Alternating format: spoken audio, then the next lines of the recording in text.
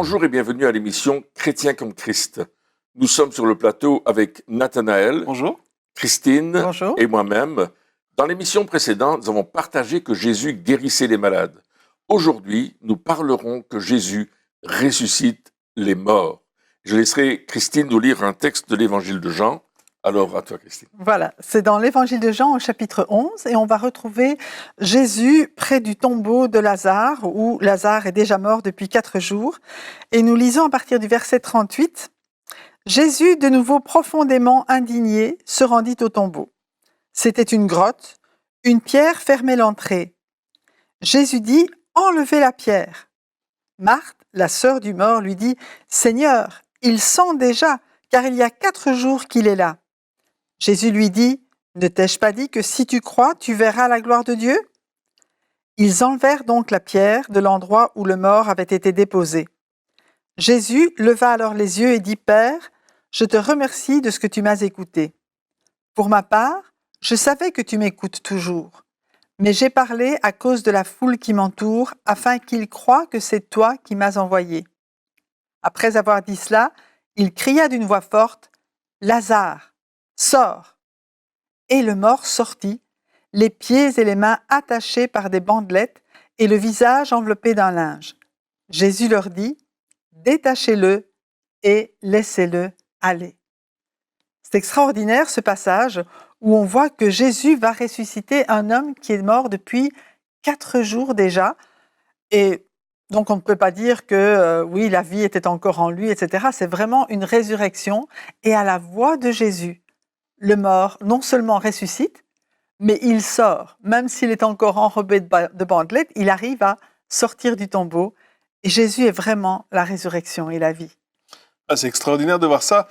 Et en même temps, comme on a vu dans l'émission précédente, que Jésus guérissait les malades et puis il nous appelle, nous, à faire la même chose. Est-ce que ça veut dire que aussi, au niveau de la résurrection des morts, c'est ce qu'on doit faire? Eh bien, moi j'ai un récit à vous raconter. Il y a quelques années, alors que je conduisais la louange dans l'église, un dimanche matin, j'avais ma guitare, je chantais « Car ta bonté vaut mieux que la vie ». Et à ce moment-là, c'était juste la première strophe du premier verset du chant, et quelqu'un était debout derrière une dame, et elle pointait le doigt et disait « Elle est morte ». Et là, je suis resté bien sûr surpris, interloqué. Qu'est-ce qu'il faut faire? Le pasteur n'était pas présent. On avait un invité qui allait parler ce jour-là, un frère qui venait des États-Unis. Et je me suis dit, Seigneur, pourquoi tu me fais une chose pareille à moi? Je suis tout seul là, qu'est-ce qu'il faut faire? Prendre des cours de chant. Mais j'ai continué à chanter le chant là quand même. Et j'ai donc averti l'assemblée que notre sœur là, eh bien, elle était morte. Mais j'étais pas encore satisfait, donc j'ai demandé à une dame qui était infirmière de profession, qui travaillait aux urgences de l'hôpital de notre ville, d'aller examiner si cette personne était bien décédée ou seulement elle avait un malaise, on ne sait pas. Donc elle est allée et elle a constaté que d'abord elle avait perdu son dentier, les lèvres étaient bleues, elle avait perdu ses urines. Elle était avachie sur elle-même. Alors, elle a écouté son cœur, elle a essayé de prendre son pouls, regarder s'il y avait une respiration, etc. Et puis après un moment où elle a examiné ces choses, ça a pris quand même plusieurs minutes, elle a dit, elle est morte. Mais j'étais pas encore satisfait, j'ai demandé à une autre dame, une directrice d'école, qui était sur la retraite, mais une femme solide, qui avait du caractère, je lui ai demandé, voulez-vous aussi vérifier? Elle est allée vérifier, elle a dit, après un moment, elle a dit, elle est vraiment morte. Et à ce moment-là, il y a le diacre qui est arrivé me trouver, il m'a dit, Pierre, qu'est-ce qu'on fait? Est-ce qu'on appelle une ambulance? Et à ce moment-là, je me suis entendu dire, non, on va prier pour elle. Waouh! Les paroles étaient sorties de ma bouche. C'est dangereux, ça, comme parole. Oui, je pense que c'est pas moi qui les ai dites, j'ai été poussé par le Saint-Esprit à le dire. Donc j'ai invité le frère américain qui était là. Je lui ai dit, écoute frère, si tu veux venir prier avec nous. Et puis il est venu, puis j'ai invité l'ancien qui est venu aussi prier. Et on s'est retrouvés à 3 autour de cette dame. Et c'était étrange parce que, bien sûr, tout le monde dans la salle était choqué par cette situation. Donc, les gens ne parlaient pas trop. Pendant qu'on était autour de la dame, il y a une femme qui est sortie de l'église Et elle a rencontré une maman qui arrivait en retard avec sa fille. Elle lui a dit, surtout n'entre pas parce que c'est pas beau à voir. Cette dame est décédée. Et puis la dame a dit, moi je suis assistante sociale, je vais rentrer voir si je peux aider. Et le temps qu'elle arrive à la porte de l'église, parce que ça se passait en dehors, le frère américain, il priait à voix basse en anglais, demandant que l'esprit qui avait ressuscité Jésus d'entre les morts vienne sur la dame. Le frère ancien, il avait les yeux fermés, les mains jointes, et je suis persuadé qu'il était dans la prière, une prière profonde, mais aucun son ne sortait de sa bouche. Et puis moi, j'étais là, j'attendais à ce que l'un et l'autre prient à haute voix, mais aucun d'eux ne le faisait. Alors que j'ai fait la prière la plus théologique de ma vie. J'ai dit, Seigneur, tu la reprends, tu la laisses, mais tu fais quelque chose. Et j'ai ajouté dans le nom puissant de Jésus. La phrase magique. C'est pas la phrase magique, mais Jésus a dit qu'on demanderait au Père en son nom. Et au moment où j'ai terminé ma prière, la dame a commencé à bouger les mains. Et elle a dit, merci Seigneur de ce que je suis dans ta maison. Puis elle a ouvert les yeux, elle m'a regardé. Elle m'a dit, il m'est arrivé quelque chose. Je dis, oui, t'as eu un malaise. Je n'osais pas lui dire qu'elle était morte. Je me dis, c'est peut-être un choc si je lui dis ça. Je savais pas trop ce qu'il fallait faire. Ouais, je voulais pas trop faire quelque chose comme ça. Elle dit, effectivement, je ne digère pas la tartine que j'ai mangée ce matin. Oui. Mon petit déjeuner me reste sur l'estomac. Je dis, mais c'était pas ça. Et on a voulu la transporter à l'entrée. On dit, on va te prendre sur ta chaise, et je vais te ramener chez toi ou à l'hôpital. Enfin, on ne savait pas trop ce qu'on allait faire. Et puis elle dit, ben non, pas du tout, je peux me lever et marcher. Et elle s'est levée. Et elle est partie. Elle a constaté qu'elle était bouillie, qu'elle avait perdu ses urines, etc. Et puis elle nous a raconté, quelque temps plus tard, qu'elle s'était trouvée au ciel, en présence de Jésus. C'était une sœur âgée, mais qui était une femme de prière, une femme d'intercession et une excellente évangéliste. Elle partageait l'évangile à tout le monde dans son quartier. Quand elle allait à l'arrêt du bus, elle parlait tout le temps de Jésus. Et Dieu lui a donné encore 10 ans de vie dans la présence du Seigneur. Et on a vraiment vécu cette résurrection. Jésus le fait encore aujourd'hui. Ça, c'est une résurrection qu'on a vécue. On en a vécu d'autres. Bien sûr, Dieu continue, il est le même hier, aujourd'hui, éternellement. Et c'est lui qui ressuscite les morts. C'est lui qui l'a fait. C'est pas nous. On était vraiment incapables de faire quoi que ce soit. La seule chose qu'on a été capable de faire, c'était de prier pour cette dame et de croire Dieu pour un miracle. J'aimerais rajouter quelque chose. Il y avait justement ce jour-là une autre dame dans l'église qui venait exceptionnellement. Elle habitait à plusieurs centaines de kilomètres de chez nous. Et elle avait dit au Seigneur, c'était la veille ou le matin, elle dit, Seigneur, oui, je crois que tu guéris les malades aujourd'hui, mais je n'arrive pas à croire que tu ressuscites encore les morts. Et ce matin-là, elle était là et elle a vu de ses yeux Dieu qui ressuscite les morts. C'était vraiment extraordinaire, comme si c'était aussi comme un témoignage, une marque que Dieu dit, mais oui, je suis toujours le même, hier, aujourd'hui, éternellement, pour faire ces choses. Je n'ai pas changé. Ah, c'est super. Et on voit donc que oui, il y a des résurrections encore aujourd'hui. On voit aussi que il y a des résurrections dans des grosses réunions qui font venir en tout cas du monde pour le salut, pour l'appel au salut. Et c'est vrai que c'est quand même un signe, au-delà de tous les miracles que l'on peut voir, la résurrection, c'est quand même un signe extraordinaire. La question que je me pose alors, c'est est-ce que ça veut dire que on doit ressusciter tout ce qui bouge, ou qui bouge plus plutôt, hein, est-ce qu'on doit aller dans les morgues ou dans les cimetières pour essayer de ressusciter tout le monde?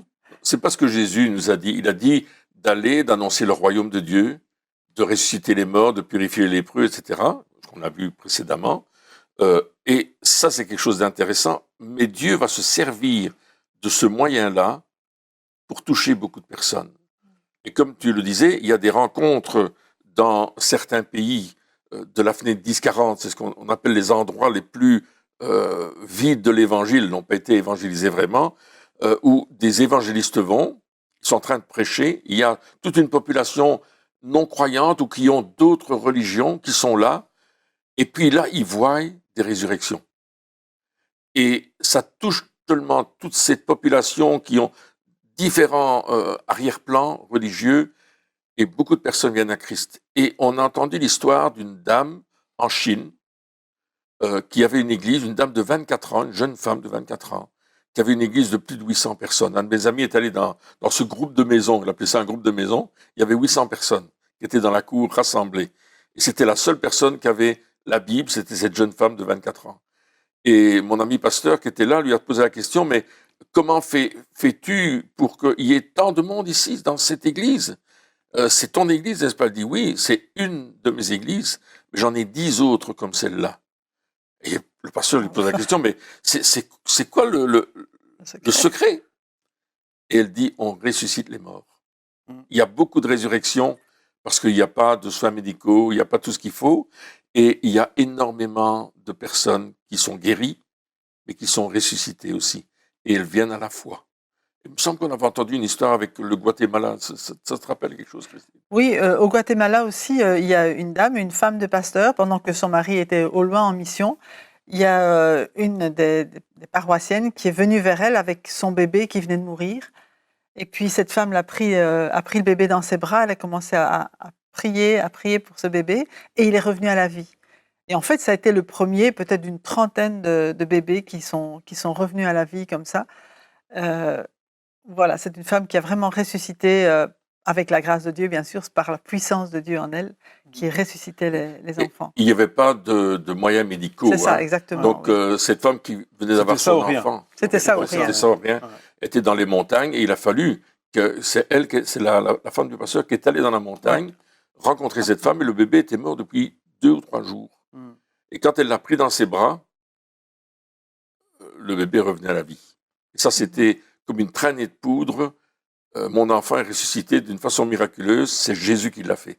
Et puis, toute une ville est devenue chrétienne. Ça, c'est très intéressant. Et en même temps, lorsque on prie pour un malade, on peut dire, ben voilà, si le malade n'est pas guéri, c'est peut-être à cause de la foi du malade qui n'était pas suffisante. Mais bon, pour un mort, on peut pas lui demander d'avoir la foi quand même. Hein. Et si je comprends bien, et si je comprends bien ton histoire aussi, lorsque tu as prié pour cette dame, toi non plus, tu n'avais pas vraiment la foi que Dieu allait la ressusciter. Hein. C'était plutôt, bon, Seigneur, fais quelque chose, je sais pas quoi, on verra bien. Et puis, j'ai juste obéi. Oui, mais c'est ça. Et je pense que ce qu'il faut finalement, c'est l'audace. Ou oser le faire, ou oser dire les choses, enfin, oser obéir à Dieu lorsqu'il y a ce mandat pour une résurrection. C'est ça? La simple obéissance m'a fait voir ces choses. Et parfois, on se trouve devant des incompréhensions ou on se pose des questions. Qu'est-ce que je dois faire? Comment je dois faire? Parce que c'est jamais aussi évident. J'ai été appelé au chevet d'un monsieur qui était dans le coma depuis presque 1 mois et demi, hein, plus ou moins, et sa famille m'a demandé d'aller parce qu'on allait le débrancher. Il était branché sur des machines, et on avait déclaré qu'il était mort cérébral et qu'au cas où il reviendrait à la vie, ce sera un légume. Il faudrait le nourrir, etc. Il vivrait encore quelques temps, mais après il mourrait. C'était garanti d'après les médecins. Alors je suis allé là-bas, j'ai accompagné la personne jusqu'à l'hôpital où se trouvait ce monsieur, et je suis rentré dans sa chambre, il fallait mettre des vêtements stériles, etc. Et puis je me suis dit, wow, quand j'ai vu le monsieur sur le lit, là, c'était un squelette, la peau sur les os, et je me suis dit, mais Seigneur, qu'est-ce que je vais faire? Qu'est-ce que moi je peux faire pour lui? Et je me suis approché, j'ai simplement prié dans le nom de Jésus, j'ai demandé au Seigneur que l'esprit qui avait ressuscité Jésus d'entre les morts vienne sur lui, qui lui redonne la vie dans tout son corps, dans tout son être, esprit, âme et corps, et il ne s'est rien passé. Absolument rien. Pas un cil. Le monsieur était les yeux fermés, il était mort cérébral. Il était considéré comme mort. Et les médecins avaient dit, plus d'espoir, c'est la fin des fins. Et je suis parti, et quelques jours plus tard, alors que le médecin est dans la chambre, qu'il prend les paramètres, parce qu'ils vont le débrancher, le monsieur s'assied dans le lit et il parle au médecin. Tout à fait conscient, avec un langage tout à fait normal.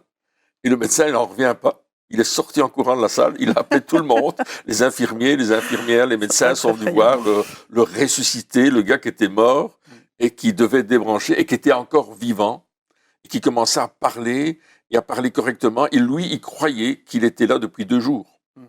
Et en fait, c'était 51 jours, je pense, dans lequel il était dans le coma. Et puis, il était revenu à la vie. Mais il nous a raconté, il est venu me voir après, parce que moi, je ne le connaissais pas, ce monsieur-là. Il est venu me voir après et il m'a dit, quand tu es venu dans la pièce, je t'ai vu Pourtant, il avait les yeux fermés, il était mort. Je veux dire, d'une certaine manière, c'est comme s'il dormait, admettons. Hein. Et il m'a vu tel que j'étais et il m'a décrit comme j'étais et comment j'étais habillé. Et la dame, sa cousine qui était avec moi, il l'a décrit de la même façon, d'une façon extraordinaire. Et on voit le surnaturel de Dieu qui rentre dans des dimensions qui nous dépassent de loin. Et moi, je me suis dit, mais gloire à Dieu, parce que Jésus l'a ressuscité. Ouais. C'était une simple obéissance. J'ai cru que Dieu allait faire quelque chose, mais je ne savais pas quoi, ni comment, ni quand. En fait, ce qu'on voit, c'est que Dieu prend l'initiative quelque part. Ouais. Il nous donne de faire des choses parce que nous sommes son corps. Ce que Jésus aurait fait il y a 2000 ans, aujourd'hui, il le fait de la même manière, mais à travers ses enfants. Mais il faut lui laisser, je veux dire, l'honneur de prendre l'initiative et de nous conduire là où il nous veut pour que ce soit sa gloire qui soit manifestée. Ça vient pas de nous, ça vient vraiment de lui. C'est lui qui le fait encore aujourd'hui. Oui, et puis comme on l'a vu pour le reste des miracles, c'est pas pour notre propre gloire ou pour pouvoir dire voilà, moi j'ai fait ceci, j'ai fait cela, regardez comment mon ministère ou enfin voilà, mais c'est surtout par amour, par compassion. Hein, je pense à l'histoire de cette dame qui priait pour les bébés. Mais, voilà, c'était quand même des situations extrêmes et je pense que c'est ça aussi qui doit nous motiver lorsqu'on prie, mais aussi le fait d'oser le faire, oser prier, oser même tout bas ou même dans notre cœur. Et puis, comme tu l'as dit, on ne voit pas forcément un résultat tout de suite à la prière, mais nous, notre travail, c'est de le faire. Oui, et pour dire cela, ce monsieur en question, aujourd'hui, il témoigne de ce que Dieu a fait dans sa vie. Et il va un peu partout dans le monde pour dire, ben, moi j'étais mort et puis voilà, je suis revenu à la vie. Et il y a des médecins qui ont attesté son témoignage, et surtout les médecins qui étaient proches de lui, là, lorsqu'il était dans le coma, ont attesté effectivement que tout ce qu'il raconte est vrai. Il a même fait un DVD, écrit des livres par rapport à cela, avec des commentaires de médecins, de cardiologues qui l'avaient examiné en disant, mais en voyant tous les protocoles médicaux, on peut dire vraiment que vous étiez mort. Et il est passé sur un plateau de télévision en France, où il a témoigné de sa résurrection, de sa guérison. Et les gens qui l'examinaient, là, parce qu'il y avait des médecins, se sont dit, monsieur, vous êtes vraiment un miraculé. C'est vraiment un miracle. On ne peut pas dire autrement. C'est un miracle. Ouais, donc il y a des preuves. Oui, il y a des preuves. Parce que c'est vrai que, surtout en ce qui concerne la guérison et peut-être même la résurrection, des fois, on entend des histoires qui sont pas forcément vraies. Hein. Il y a encore quelque temps, il y avait une histoire qui circulait d'une soi-disant résurrection qui n'en était pas une. Et donc, je pense que c'est important d'avoir aussi des preuves de ce que Dieu fait et pas juste vouloir exagérer les choses, parce que finalement, quand on veut exagérer les choses, quelqu'un a été guéri d'un mal de tête, par exemple, et on dit, ben non, il était aveugle et il voit, enfin, on exagère les choses. Finalement, c'est parce que on veut se glorifier soi-même ou on veut essayer de défendre Dieu mais Dieu n'a pas besoin qu'on le défende, Dieu n'a pas besoin qu'on lui fasse de la pub. Il est grand, et je pense que l'intégrité aussi dans la guérison, dans la résurrection, ça doit être, à mon avis, quelque chose d'important. La vérité, c'est vraiment important. Et justement, le fait d'avoir le protocole médical avant et le protocole médical après, là, c'est vraiment une preuve que Dieu a agi et qu'il est à la base. Il y a cet homme, je ne sais pas si tu en as parlé, qui avait une tumeur derrière l'œil. Et puis, lorsqu'il est allé à l'opération, il est allé après la prière et après avoir donné sa vie au Seigneur. Et là, eh bien, les médecins n'ont plus trouvé la tumeur. Et quand on leur a demandé, mais est-ce que vous pouvez faire un papier comme quoi il y a eu guérison, ils ont écrit amélioration spontanée. Parce que parfois, d'une certaine manière, il y a des maladies, comme on a un ami qui avait un cancer, qui avait 5 cancers. Il est guéri depuis une trentaine d'années maintenant, et les médecins ne le déclarent toujours pas guéri. C'est comme s'il y avait une retenue en disant, mais si on dit qu'il est guéri, et puis qu'à un certain moment, il y a une récidive, ils ont peur des poursuites. Mais n'empêche qu'il n'y a plus de traces de cancer dans son corps. C'est assez amusant avec cet homme qui avait une tumeur derrière l'œil. En fait, il n'a pas demandé la prière pour être guéri de sa tumeur. Non.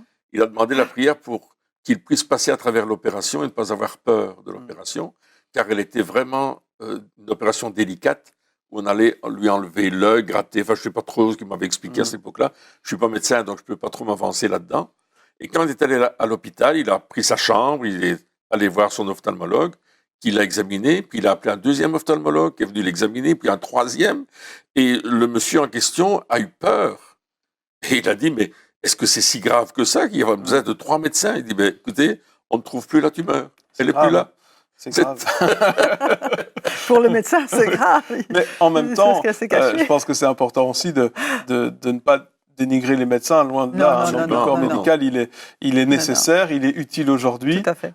Et bien sûr, Jésus guérit les malades et ressuscite les morts, mais Dieu a créé les médecins aussi, la médecine, et puis il faut qu'on puisse aussi en profiter et reconnaître le travail qu'ils font, je crois. Et le corps humain est tellement complexe. Ouais. On découvre seulement maintenant des choses dans le corps, au niveau du cerveau, etc.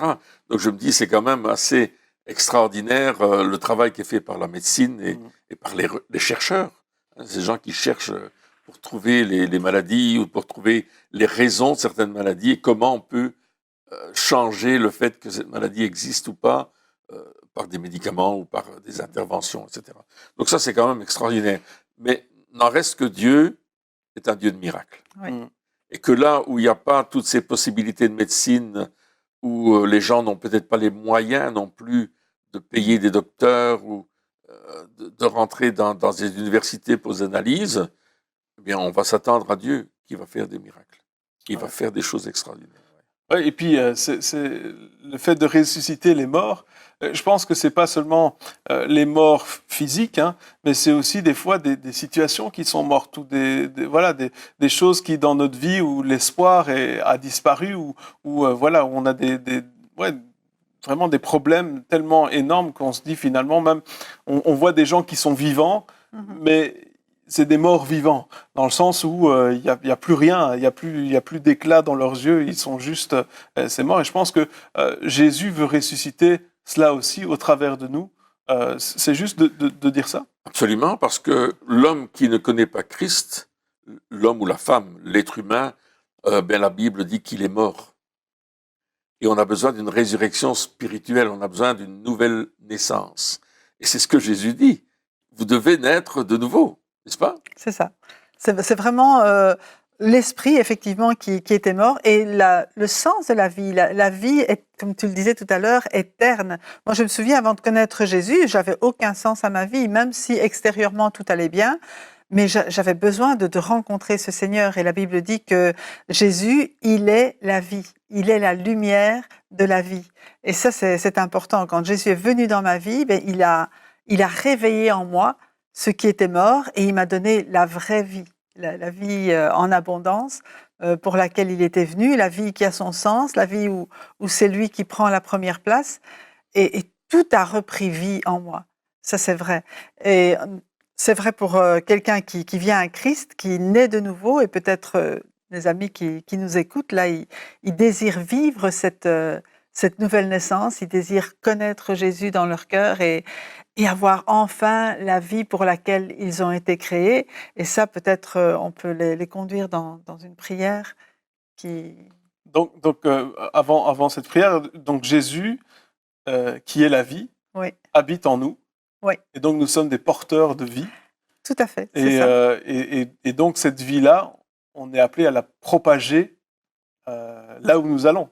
Et finalement, non seulement ressusciter les morts physiques, mais aussi ressusciter les morts, on pourrait dire spirituels, qui sont physiquement vivants, mais spirituellement morts. Et il y a beaucoup plus de morts spirituelles que de morts physiques, je veux dire quelque part. Ouais. Beaucoup de personnes, parce que beaucoup de personnes sont, comme le disait Christine, juste maintenant, ils n'ont pas de but à leur vie, ou ils ont des buts qu'ils ont déjà atteints et puis ils ne savent pas trop où ils vont. Ils ne sont pas dans la destinée que Dieu a créée pour eux. Et puis, dès qu'ils sont touchés par la parole de Dieu, ils entendent la parole, il y a quelque chose qui naît en eux. La foi commence à prendre vie. Il y a une vie qui vient en eux et qui va les amener, parce que c'est l'amour de Dieu. Dieu a tant aimé le monde qu'il a envoyé son Fils unique dans le monde, afin que si on croit en lui, on ne périsse point, mais qu'on ait la vie et la vie éternelle.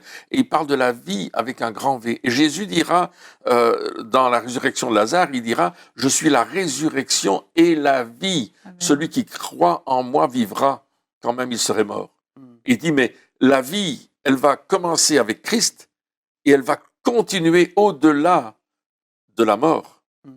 Et bien sûr, on va ressusciter les morts dans le nom de Jésus, comme il nous l'a demandé de faire, dans l'obéissance, là où Dieu va nous conduire de le faire. Mais il veut surtout que notre vie spirituelle en Christ soit ressuscitée et que nous soyons réconciliés avec Dieu. C'est vraiment ce que Dieu veut faire avec nous. Il veut nous réconcilier avec lui. Il suffit de dire, Seigneur, j'ai besoin de toi. J'ai besoin de cette vie. Je la veux. Et aujourd'hui, je viens à toi et je te demande de me mettre cette vie, de me donner cette vie maintenant et de me transformer. Vous pouvez faire cette prière à Jésus et lui dire simplement, j'ai besoin de toi, je veux te suivre, change-moi et conduis-moi dans ton chemin. C'est une prière toute simple. Oui, et comme ça, on deviendra chacun des porteurs de vie. Exactement. On va vraiment vivre vraiment. C'est ça. Et pas juste à moitié. Et Jésus a dit, celui qui croit en moi, des fleuves d'eau vive couleront de son sein. Donc, c'est pas seulement Pour recevoir la vie, mais Ouais. ça va couler parce que Jésus en nous est ce fleuve d'eau vive Parce qui que ce coule. que Dieu nous donne, il veut qu'on le donne aussi. C'est ça, Amen, oui. toujours. Oui. C'est pas juste pour nous, pour être bénis, mais c'est pour bénir les autres et c'est pour propager le message de Jésus tout autour de nous. C'est un tel message qu'on ne peut pas le garder pour soi. Je me souviens quand j'ai donné ma vie à Jésus, je voulais que tout le monde le sache autour de moi. Je dis, c'est un vrai trésor, je ne peux pas le garder, c'est trop. Et c'est pas une question de religion, c'est une question de relation avec Dieu. On commence à rentrer en relation avec lui. Il nous parle à travers la Bible, qui est sa parole, mais il nous parle aussi à travers son esprit qui est en nous et qui nous révèle des choses sur notre vie. Il remplit des besoins qu'on essaie de remplir d'une autre façon précédemment. Et là, tout d'un coup, on découvre que lui, il remplit ce besoin parce qu'il a compassion de nous. Jésus a toujours guéri les malades ou s'est toujours occupé des foules parce qu'il avait compassion. Cette compassion, elle est là. Elle est là au milieu de nous en tant que chrétiens. Amen. Nous avons compassion des personnes qui sont éloignées de Christ et nous aimerions les voir venir. C'est pour ça que nous aidons les gens. C'est pour ça que on essaye de répondre à leurs questions. C'est pour ça qu'on prie pour des personnes qui ont des besoins. Et tout simplement, on les confie à Dieu et on essaye de voir comment Dieu va agir et comment il veut agir dans leur vie. Eh bien, mes amis, merci de nous avoir suivis pour ces 5 premières émissions et on se retrouve la semaine prochaine.